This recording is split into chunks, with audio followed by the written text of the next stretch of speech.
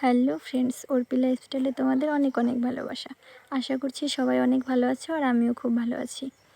তো অনেক দিন পরে একটা ভিডিও বানাচ্ছি, বুঝতে পারছি না যে কি বানাবো, কি ভিডিও বানাবো। তো আজকে বাড়িতেই আছি, তো ভাবলাম যে বাড়িতে কিছু ভিডিও করি, কারণ অনেক দিন ধরে কোথাও যাওয়া হচ্ছে না।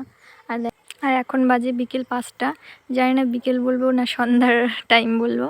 আর এখন আমি স্নান করলাম, এর জন্য আমার ঠান্ডা কোনো সময় সারবে না, 12 মাস ঠান্ডা লেগে থাকবে। তারপরে দেখো আমি এখানে স্নান টান করে বেড টেড গুছিয়ে ঝাড় ফাড় দিয়ে তারপর ছাদে চলে এসেছি, কারণ ছাদটা অনেক দিন ধরেই নোংরা ছিল। তারপরে ছাদটা ঝাড় দিচ্ছিলাম। আর দেখছোই তো ছাদে প্রচুর পাতা পড়েছে।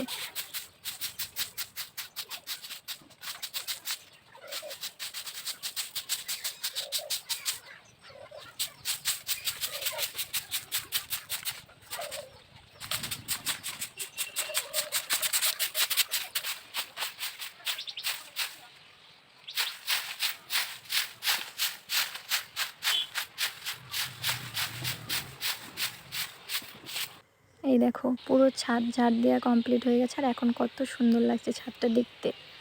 তারপরে চলো এবার নিচে যাই, নিচে গিয়ে একটু হাওয়া খাবো, কারণ আমি পুরো ঘেমে গেছি। স্নান করেই একদম ছাদে চলে এসেছিলাম, চুলগুলো পুরো ভেজা আছে। তারপরে একটু ফ্যানের হাওয়া খেয়ে নিলাম।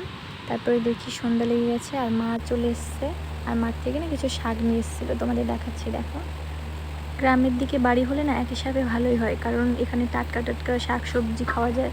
দেখো পুরো মাঠ থেকে তুলে নিয়ে এসছে, আর সেইগুলোই আমি এখন কাটবো। পুরো একদম তাজা সবজি, তাজা শাক সবজি যাই বলো সব কিছু। আর যারা শহরে থাকে এই জিনিসটা তারা প্রচুর মিস করে, তারা তো এরকম পায় না। তারা পেতে পেতে একদম কেমন হয়ে যায়, সেগুলো শুকিয়ে যায়। দেখো তোমাদেরকে শাকগুলো দেখাচ্ছি, শুধু কালারটা দেখো কত সুন্দর। আর এগুলো না আমাদের গাছের বেগুন, আর পুরো জমিতে হয়েছিল গাছ, বাবা লাগিয়েছিল, মা লাগিয়েছিল সেই গাছের বেগুন। ছোট ছোট হয়েছে, এগুলো কিন্তু বড় হয়। এবার যা খরা দিয়েছে এর জন্য অতটা বড় হতে পারেনি, আর সার তেল ছাড়া খেতেও খুব ভালো হয় এগুলো। আর দেখো আমার শাক কাটা পুরো কমপ্লিট। তারপরে দেখো রাত্রে বাবা একটা পুজো বাড়িতে গেছিলো, আর সেখান থেকে আমাদের জন্য প্রসাদ নিয়ে এসেছিলো। আর এটা কোন পুজোর প্রসাদ সবাই একটু কমেন্টে বলবে। তো আজকের মতন ভিডিওটা এখানে শেষ করছি।